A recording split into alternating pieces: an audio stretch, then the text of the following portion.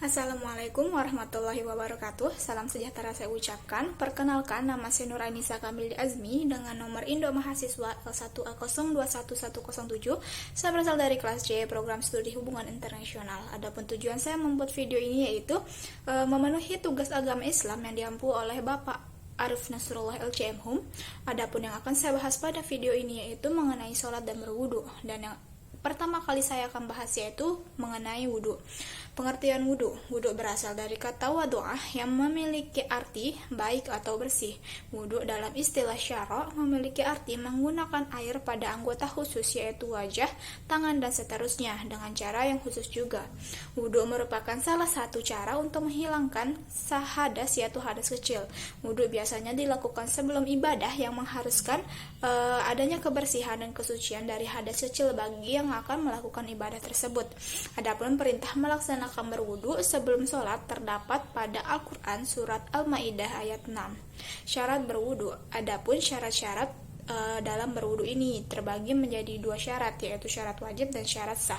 Yang pertama yaitu syarat wajib. Adapun syarat wajib dalam berwudu memiliki pengertian apabila semua syarat-syarat yang sudah terpenuhi, maka seseorang wajib untuk bersuci. Adapun syarat wajib tersebut yaitu yang pertama berakal. Orang yang memiliki gangguan jiwa dapat dikatakan sebagai seseorang yang tidak berakal, tidak wajib dan tidak sah dalam berwudu, ataupun pada saat penyakit airnya kambuh. Wudu juga tidak diwajibkan bagi seseorang yang tidur dan terlupa, karena tidak terdapat niat pada seorang yang sedang tidur atau terlupa tersebut.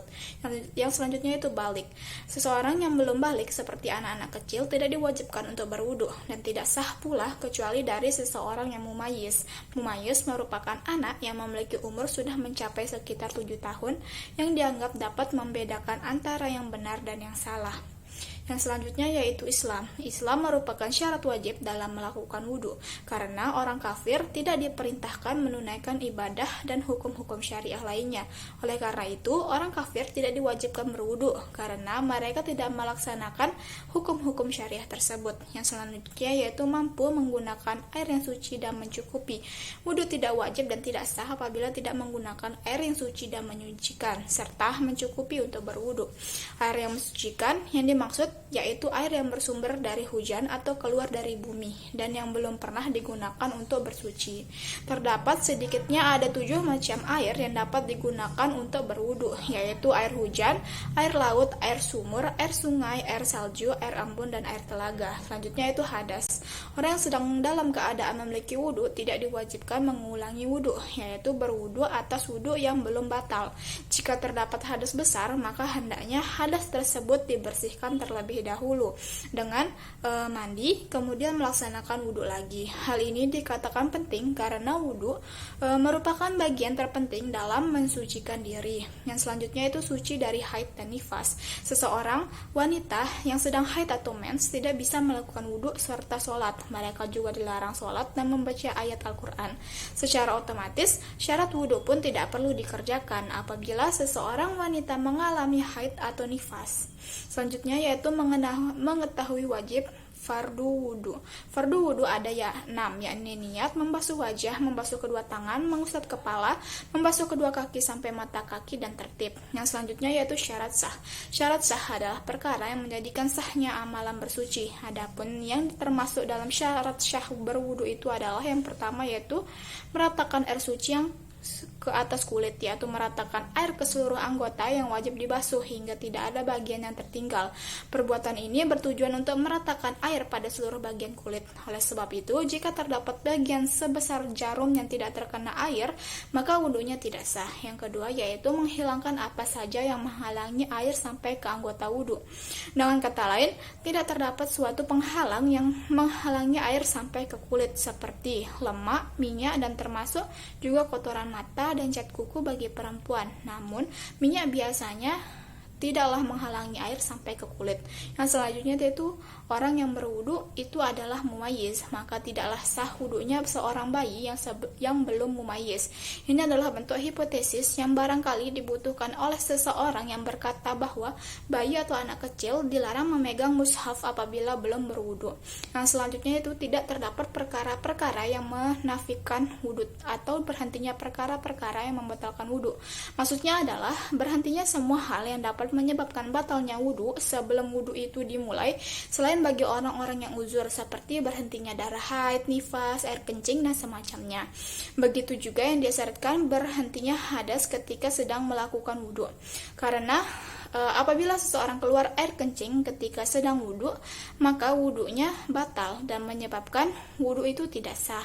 Selanjutnya yaitu rukun wudu. Wudu memiliki rukun-rukun dan perbuatan-perbuatan wajib atau fardu yang menjadi inti dari wudu tersebut. Jika salah satu dari perbuatan itu tidak dilakukan, maka wudu tersebut tidak sah. Adapun rukun wudu tersebut yaitu yang pertama niat. Wudu menurut mazhab Syafi'i, hukum niat ada dua, wajib dan sunnah. Niat yang hukumnya wajib dilafazkan bersamaan saat membasuh wajah, sementara niat yang hukumnya sunnah adalah yang dilafazkan sebelum wudu dimulai.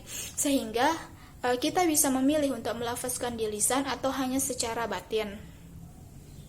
Yang selanjutnya yaitu membasuh wajah. Bagian wajah yang dibasuh meliputi tempat tumbuhnya rambut sampai batas ujung kedua rahang bawah. Sementara untuk lebarnya antara kedua telinga dapat dipahami bahwa yang dimaksud wajah di sini adalah secara keseluruhan termasuk alis, bulu mata, jambang, dan semua yang ada di sekitar wajah. Yang ketiga yaitu membasuh kedua tangan hingga siku. Selanjutnya membasuh kedua tangan beserta siku. Membasuh dilakukan dengan berurutan dari bagian kanan yang dilanjutkan dengan bagian kiri.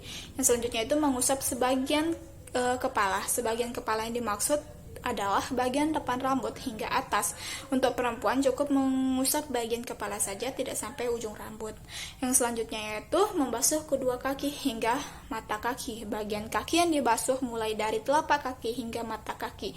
Sementara itu untuk bagian betis hingga lutut tidak wajib hukumnya.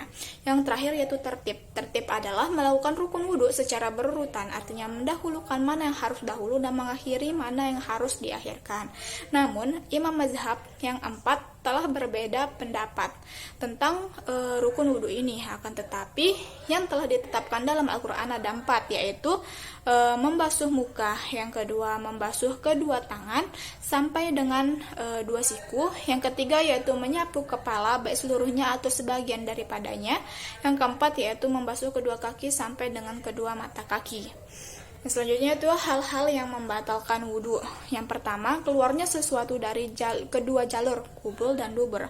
Hal pertama yang membatalkan wudhu adalah keluarnya sesuatu dari jalur depan atau jalur belakang, seperti buang air besar atau buang air kecil.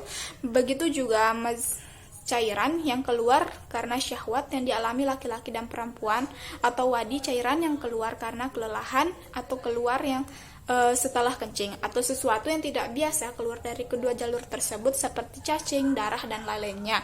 Sedangkan ada pengecualian dari mazhab Hanafi, yaitu angin yang keluar dari jalur depan karena tidak dianggap sebagai najis. Adapun ulama mazhab Maliki mengecualikan keluarnya sesuatu yang tidak biasa seperti cacing, muntahan, kerikil atau air kencing yang keluar dari dubur, feses yang keluar dari jalur depan, mani yang keluar tanpa syahwat. Hal-hal tersebut tidaklah membatalkan wudhu. Begitu juga orang yang selalu mengeluarkan cairan terus-menerus karena penyakitnya atau karena ia memiliki masalah kesehatan sampai membutuhkan perawatan medis, seperti seseorang yang terus-menerus keluar air kencing tanpa disadari, atau buang hajat, atau bahkan istihadah. Dalam pandangan ulama jumhur mayoritas, hal tersebut tidaklah membatalkan wudhu. Sedangkan ulama mazhab Syafi'i yang mengecualikan mani, mengeluarkan mani tidaklah membatalkan wudhu, akan tetapi mewajibkan mandi. Adapun ulama mazhab Hambali hampir sama seperti mazhab Maliki, mereka mengecualikan orang yang senantiasa berhadas karena hal tersebut mempersulit keadaannya. Selanjutnya itu keluarnya sesuatu selain dari jalur kubul dan dubur seperti darah dan nanah. Keluarnya nanah dan darah dapat membatalkan membatalkan wudhu apabila keduanya mengalir mengenai sebagian tubuh. Menurut ulama mazhab Hanafi, maka wajib baginya untuk membersihkan najis tersebut dari tubuhnya. Namun, apabila keduanya tidak mengalir seperti darah yang keluar dari hidung dan tertahan di hidung saja atau nanah yang tertahan di bagian tubuh tertentu saja, maka tidaklah membatalkan wudhu. Sedangkan ulama mazhab Hambali meski berpendapat sama, tetapi ia mensyaratkan banyaknya darah dan nanah menurut urf atau pandangan masyarakat secara umum. Ukuran banyaknya darah menurut pandangan manusia secara umum tersebut yang menjadi standar batalnya wudhu akibat keluarnya darah dan nanah yang menjijikan selain dari kubul dan dubur. Jika darah dan nanah yang keluar hanya sedikit meskipun mengalir, tidaklah batal wudhunya. Sedangkan ulama mazhab Syafi'i dan Maliki tidak menetapkan batalnya wudhu karena keluarnya hal-hal menjijikan dari tubuh seseorang melalui selain kubul dan dubur. Kedua mazhab ini merujuk pada hadis Nabi riwayat Ibad bin Bashar bahwasanya Nabi pernah tertusuk panah saat sholat dan ia tetap melanjutkan sholatnya dalam keadaan tertusuk. Yang selanjutnya itu muntah, sebagaimana darah dan nanah. Keluarnya muntah masuk dalam hal yang dapat membatalkan wudhu juga. Terdapat perbedaan pandangan di kalangan ulama. Mazhab Hanafi dan Hambali menetapkan bahwa muntah masuk dalam hal yang membatalkan wudhu, sedangkan ulama mazhab Syafi'i dan Maliki menetapkan bahwa muntah tidaklah membatalkan wudhu.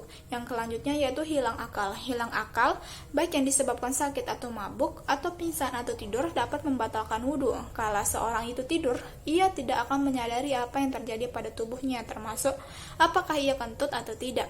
Akan tetapi, dalam hal tidur pun terdapat perbedaan klasifikasi oleh para ulama. Ulama mazhab Hanafi dan Syafi'i mengatakan bahwa tidur yang membatalkan wudhu adalah tidur yang tidak menetap sehingga lubang duburnya tidak tertutup, seperti tidur berbaring, tengkurap, dan lain-lainnya. Sedangkan apabila tidurnya duduk dengan menetapkan kedua pantatnya sehingga dipastikan angin tidak bisa keluar dari duburnya, maka tidak batal wudhunya. Ulama mazhab Hanafi juga berpendapat bahwa tidaklah batal wudhu seseorang yang tidur dalam keadaan sholat dengan posisi berdiri atau ruku kecuali ia terjatuh. Adapun ulama mazhab Maliki dan Hambali berpendapat bahwa tidur ringan atau tidur yang tidak terlalu dalam dan lelap tidaklah membatalkan wudhu. Tidur ringan yang dimaksud oleh mereka adalah saat seseorang tersebut tidur tetapi tidak mendengar suara, masih menyadari keadaan sekitar. Mereka merujuk pada hadis yang menceritakan bahwa saat sahabat menunggu waktu sholat isya sampai kepala mereka terkantuk-kantuk, kemudian mereka sholat dan tidak berwudu. Bagaimana kalau ia ragu apakah tidurnya masuk kategori ringan atau berat? Jawabannya adalah kembali pada hukum awal, yakni tidak batalnya wudhu, tapi jika mereka bermimpi dalam tidur sudah dipastikan itu adalah tidur yang berat. Kalau hanya sekedar mengantuk, hal tersebut tidaklah membatalkan wudhu. Yang selanjutnya yaitu menyentuh lawan jenis. Yang selanjutnya menyentuh kemaluan baik kubul maupun dubur. Menurut ulama mayoritas, menyentuh kemaluan depan atau belakang bisa membatalkan wudhu. Sedangkan pandangan ulama mazhab Hanafi, menyentuh kemaluan tidaklah membatalkan wudhu. Sedangkan ulama mazhab Maliki menganggap bahwa hanya menyentuh kemaluan depan yang dapat membatalkan wudhu. Sedangkan dubur adalah bagian yang terpisah dan tidak membatalkan wudhu. Wudhu akan menjadi batal apabila ia menyentuh kemaluan depannya dengan telapak tangannya atau jari-jari bagian dalam tanpa penghalang, baik sengaja ataupun tidak sengaja. Sedangkan jika yang ia sentuh adalah kemaluan milik anak kecil, maka tidak batal.